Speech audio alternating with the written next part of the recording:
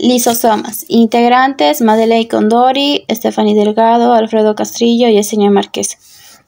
Los lisosomas son estructuras medio esféricas por una membrana sencilla, miden aproximadamente 15 micrómetros de diámetro, aunque también hay lisosomas pequeños de 0,05 micrómetros. Los lisosomas son producidos por el aparato de Golgi, están llenos de proteínas. Esta constante une 3 docenas de tipos de enzimas hidrolíticas que están presentes en las enzimas que se dirigen a los polisacáridos. Los lípidos, los fosfolípidos, los ácidos nucleicos y las proteínas, probablemente por estar encerradas dentro de los lisosomas que evitan que se dirija a otros componentes de la célula. Cuando se van a dirigir a materiales dentro de la célula, estos son incorporados en el primer lugar dentro del lisosoma. Tales materiales pueden ser otras estructuras subcelulares, como mitocondrias, que dejaron de funcionar eficientemente. Pueden ser también partículas de alimentos que han ingresado a la célula. En el caso de los glóbulos blancos de la sangre, se trata de bacterias o de otras partículas dañinas que han sido devoradas por la célula. Los lisosomas desempeñan también un importante papel en la muerte de la célula.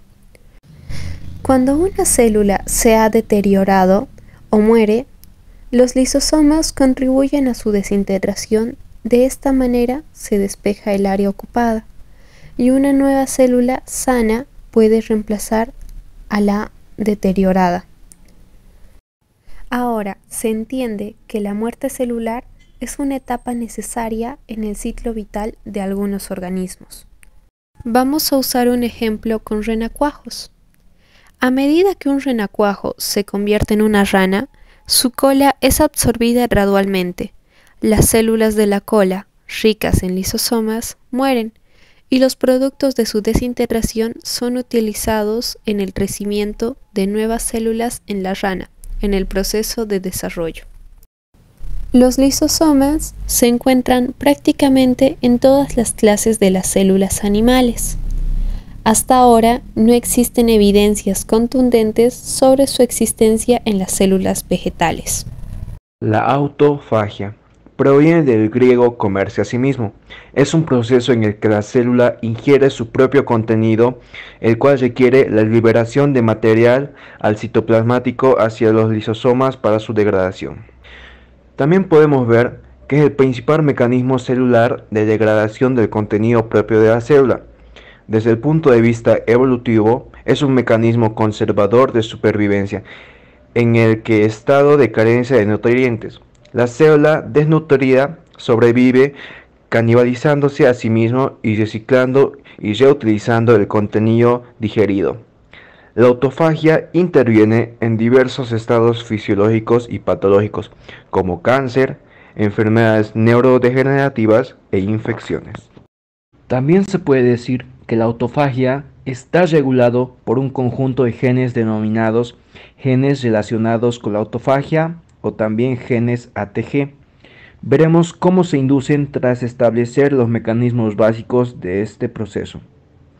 Existen 3 mecanismos de autofagia, que son microautofagia, autofagia mediante por chaperonas y macroautofagia, o sencillamente autofagia es el mecanismo clásico. En la siguiente imagen se puede apreciar cómo las proteínas citoplasmáticas son degradadas en condiciones celulares normales tras incorporarse dentro de los lisosomas por invaginación de la membrana de las lisosomas. Bueno, como otro mecanismo por donde ocurre la autofagia es las medidas por chaperonas. Es un proceso selectivo que requiere la ayuda de proteínas de choque térmico o chaperonas, en particular las HSC73. Estas se activan durante la privación de nutrientes. Bueno, las proteínas que serán degradadas requieren de señales específicas para que luego se les una a la HSC73 y las chaperonas la puedan dirigir el transporte de las proteínas al ser degradadas hacia el lisosoma. En el siguiente cuadro vemos que la macroautofagia es el transporte de porciones de citosol o de algunos organelos completos, donde una membrana intracelular doble, derivada del retículo endoplasmático y que se ha denominado membrana de aislamiento o fagóforo, se alarga rodeando y englobando a la carga citosólica y se encierra formando el autofagosoma, que finalmente se fusiona como lisosomas. Para un mejor entendimiento de macroautofagia, podemos mejor dividirlo en 3 pasos, que son la formación de la membrana de aislamiento, también denominada fagóforo, la elongación de la membrana de aislamiento y formación del autofagosoma, y por último, la maduración, fusión con el lisosoma, digestión y reciclado por enzimas lisosomales. La inducción de la autofagia. Son principalmente los 3 mecanismos que llevan al desarrollo de la autofagia, que pueden ser la hipoxia. Por la falta de oxígeno aumenta la expresión del ATG. También otro factor serían las altas temperaturas, que esto puede comprometer la función celular y la producción de energía, y la privacidad de sustancias nutritivas. Esto se da por una disminución en las vías PKB o motoras. Esto se deriva a que la vía motora reprime la expresión de genes ATG e impide la formación de los complejos de iniciación. Ya por último, finalizando la autofagia, podemos ver las siguientes enfermedades que se relacionan y las cuales afectan, como podría ser el cáncer, en la cual la autofagia puede favorecer el crecimiento de tumores en algunos casos y en otros actuar como mecanismo de defensa, ya que en la autofagia puede conducir a la muerte celular. Otro sería el trastorno neurodegenerativo, que en la enfermedad de Alzheimer la formación de autofagosomas se halla acelerada. En la enfermedad de Huntington, las proteínas que se acumula huntingtina deteriora la autofagia.